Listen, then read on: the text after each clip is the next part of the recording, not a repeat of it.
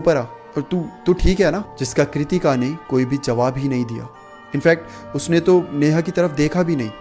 बस चलती गई, बस के ऊपर चढ़ी और अपनी सीट पर आकर बैठ गई। कृतिका सामने देखी जा रही थी, बिल्कुल सीधा, बिना पल के झपकाए। कृतिका को ऐसा देखकर नेहा थोड़ा सा डर जाती है।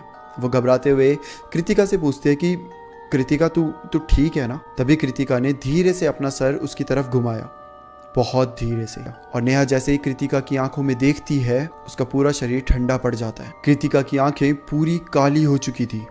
नेहा की तो मानो कुछ सेकंड के लिए सांसें रुक गई हो। उसने हड़बड़ा के जब वापस से देखा तो सब कुछ नॉर्मल था।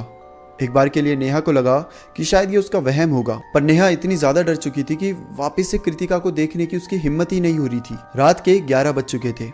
नेहा की आंख खुली। उसने कब 2 मिनट के लिए आंख बंद की थी पता ही नहीं चला, पर जैसे ही नेहा की पहली नज़र कृतिका पर पड़ी, उसका दिल कांप गया। कृतिका एकदम सीधी बैठी थी, बिल्कुल हिल भी नहीं रही थी।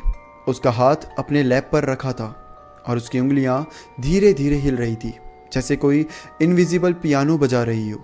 उसने कृतिका के फेस की तरफ देखा तो कृतिका कुछ धीरे धीरे बोल रही थी। इतना धीरे बोल रही थी कि उसकी आवाज़ बिल्कुल आ ही नहीं रही थी, सिर्फ उसके लिप्स मूव करते हुए दिख रहे थे, वो भी बड़े हल्के हल्के से। कि तभी कृतिका अचानक से अपना सर नेहा की तरफ घुमाती है, और वो भी बहुत स्लोली, इतना स्लो कि वो नेचुरल लग ही नहीं रहा था। ऐसा लग रहा था कि कोई रोबोट है जो कि धीरे से नेहा की तरफ देख रहा है। और नेहा ने जब वापस से कृतिका को देखा तो वापस से नेहा तो मानो जम चुकी थी, क्योंकि कृतिका की आंखें फिर से सेम वैसे ही पिच ब्लैक हो चुकी।